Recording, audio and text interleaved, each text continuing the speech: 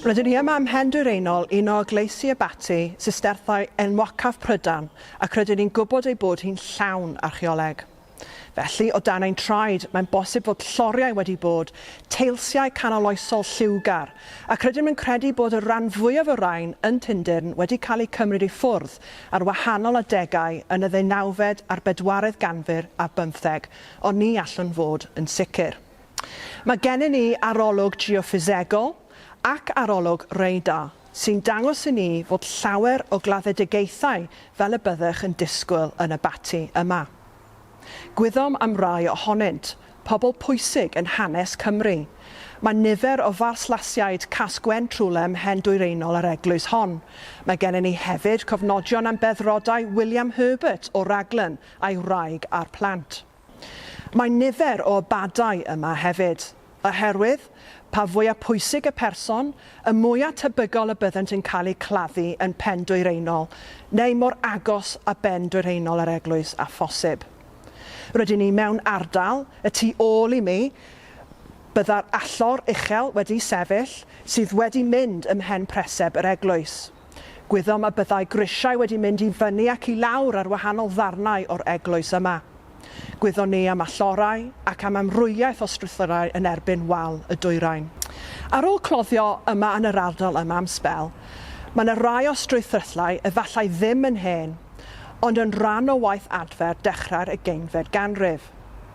Rydym yn gwybod bod yna fwy o wybodaeth i'w ddarganfod, ac y broblem gyda Tyndyrn yw mae'r archeoleg reit o dan y wyneb, a bod codi sgaffold yn syth ar ei ben yn mynd i'w niweidio.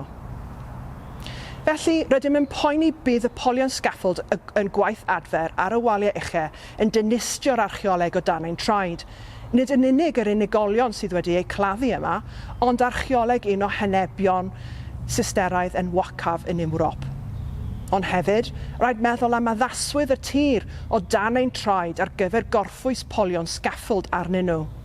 Yr hyn nad ydyn am ddigwydd yw yr sgaffold bydd yn cario cannoedd o dinelli o gyfarpar a pobl yn suddo ac yn diflannu mewn i wagle neu ddeiar feddal, felly falle hyd yn oed mewn i llenwad pridd bedd. Felly, beth rydyn ni am ei wneud?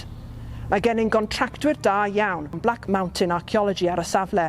Rydyn ni gorfod gosod brith i werthusu'r ardal fesul cam yn effeithio ar y gwaith Cadwraeth.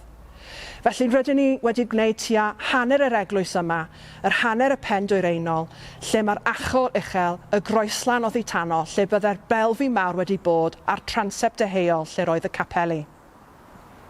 Dechreuwn weld pethau ar y llawr, gallwn weld darnau o lloriau yn eistedd o dan y pileri, a gallwch gweld gwaith wedi bod ar y haen archeolegol. Ond dyma'r llun yn gyfan gwbl. Felly, yn hytrach na dim ond suddo llawer o ffosydd neu pyllau prawf lle credwn nhw bydd y polion y sgaffold yn mynd, dyn ni wedi gorfod agor ffosydd eitha mawr mwyn cael gweld yn iawn os mae yna lloriau neu sgerbydau dan y ddeiar. Yr unig ffordd go iawn y gallwn ni ddeall yr archeoleg mwyn gallu cynllunio'r sgaffold yw i tynnu'r ardal gyfan i ffwrdd. Mae hwn hefyd yn gyfle gwych i ddarganfod llawer mwy am y safle yma. Ein cynllun, ei ddatblygiad a'r hyn a ddigwyddodd iddo yn y 19fed a'r 14th ganrif a'r 15. Fel rhan o'r cloddiad, rydym yn medru gweld pethau sydd ddim yn edrych fel pethau nodweddion canoloesol. Gennym ni bethau ar y llawr wedi goslod allan fel muriau, sydd yn ymddangos fel petai nhw wedi cael eu roi yno gan y Ministry of Works yn y 19fed ganrif, lle maen nhw i bob bwrpas wedi cloddio olion sylfaeni a roi nhw nôl mewn llinellau ar y llawr. Mae gennym slabiau bedd ar y wyneb, a doedden nhw ddim yno yn y cyfnod canoloesol, ond wedi'u symud gan gweithwyr y Ministry of Works. Felly, rydyn ni yn dechrau deall sut cafodd y safle ei osod allan fel atyniad i dwristiaid, ac hefyd dyn ni yn dechrau deall sut oedd yr heneb yn edrych yn ystod y 19fed ganrif, y 14th ganrif a'r 15 ac yr 20fed ganrif. Felly mae'n debyg y bydd y gwybodaeth sydd gennym ni yn y llaw llyfr yn newid, nid yn sylweddol, ond bydd llawer o manynion nad ydyn ni yn deall yn llwyr yn dod yn llawer cliriach.